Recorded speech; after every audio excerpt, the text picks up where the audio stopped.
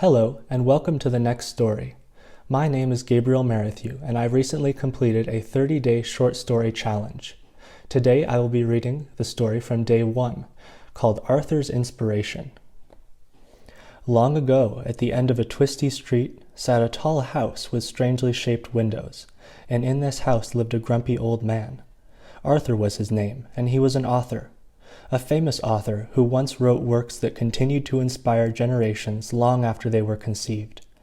Even these days, some time after his last brown hairs had turned gray, he'd still occasionally spot a bright-eyed admirer standing near his rusty front gate, gazing up at the strangely shaped window to his study, just hoping to catch a glimpse of their hero. He knew that those people wanted autographs, a quote, or maybe even a hug. But as he told his wife over and over again, he was getting too old for fans. But this was a lie, and they both knew it. The true reason that Arthur avoided his fans was because he hadn't written a word in over a year now, and it was preying heavily on his mind.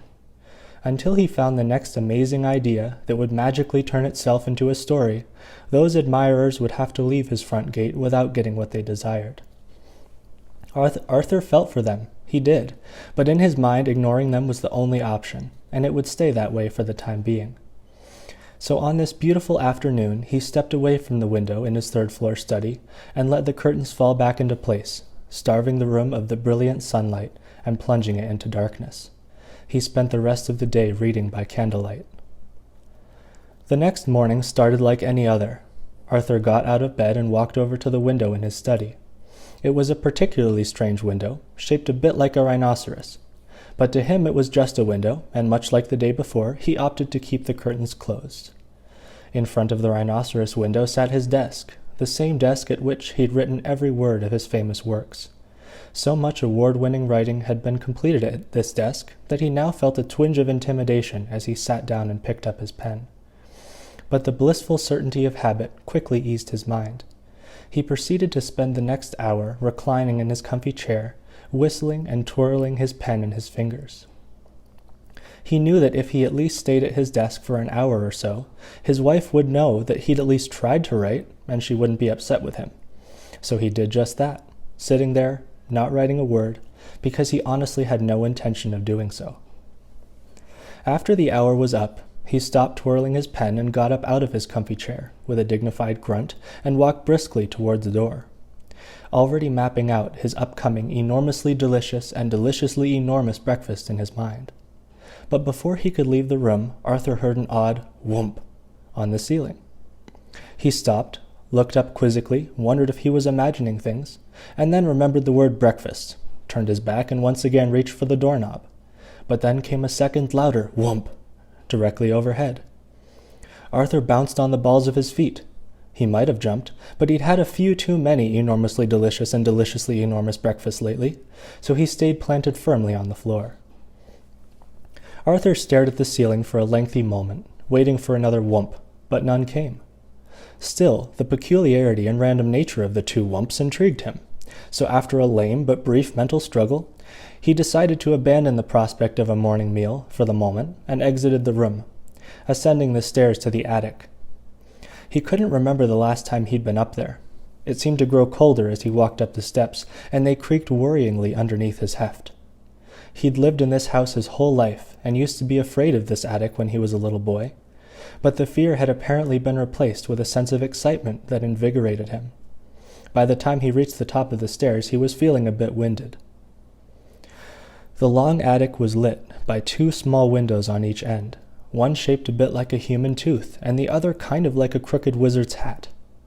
They were fairly large windows and should have provided sufficient light, but they were covered in a thin layer of aged grime, so that any light that did get through was soft and gray, and barely illuminated the vast assortment of antique furniture and knickknacks that lay strewn haphazardly across the room.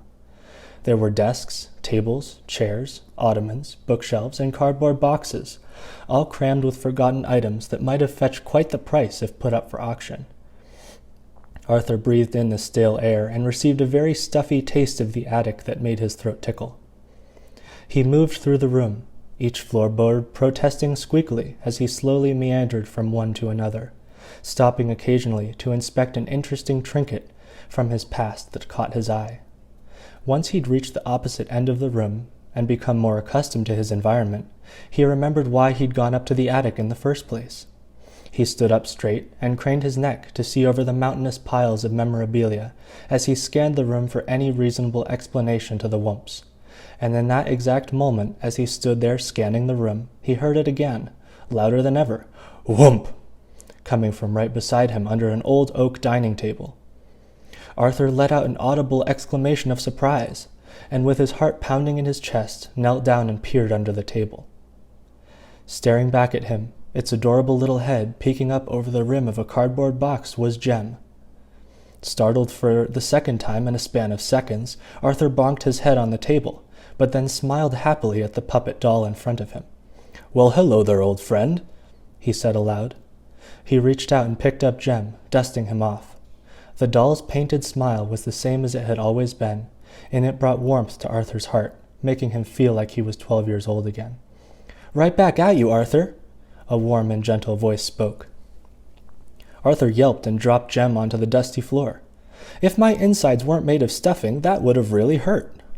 The voice was coming from Jem. Arthur didn't know what to say. Jem was actually talking to him. There was no other explanation. "I'm sorry?" "I'm perfectly fine, of course, but would you mind picking me up? This floor is very dusty," said Jem. "Of course." Arthur leaned over and picked Jem up off the floor and stared bewildered at the doll. "You talk?" "Yes, and I'm not supposed to talk to you, or other humans in general, but I'm just so glad to see you again that I couldn't help myself." Jem's painted mouth and button eyes stayed motionless as he spoke. He didn't seem to be capable of any animation. "Well, Arthur struggled to locate words. "I'm glad to see you again as well, but you talk." This time it was more of a statement. "I'm enjoying it immensely after being silent for all these years, so, if you don't mind, I'd like to make the most of this opportunity and tell you a story I've been dying to share with you since you were a little boy." "By all means," Arthur said politely, still absolutely baffled by what was happening. Over the next several minutes, Arthur listened to Jem tell him a story, and by the end, tears of sadness, joy, and love welled up in his eyes. He bade Jem farewell, placing him back into the dusty old cardboard box upon Jem's request, and closed the box.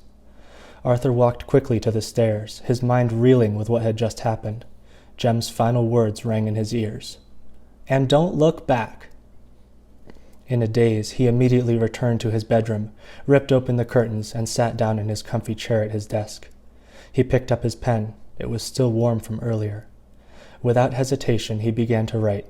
The words seemed to spill out of him in a flood. Every emotion he'd been avoiding, every thought, every idea poured onto the page. As he wrote, tears fell from his cheeks and smeared the ink in places. But he didn't care, because it felt better than anything he'd experienced in a long, long time. That night, in front of an enormously delicious and deliciously enormous dinner, feeling immensely happy, Arthur had the first real conversation with his wife in what felt like years. "What happened to you, Arthur?" She smiled with slight apprehension at him from across the table. "Would this have anything to do with you talking to yourself in the attic this morning?" The end.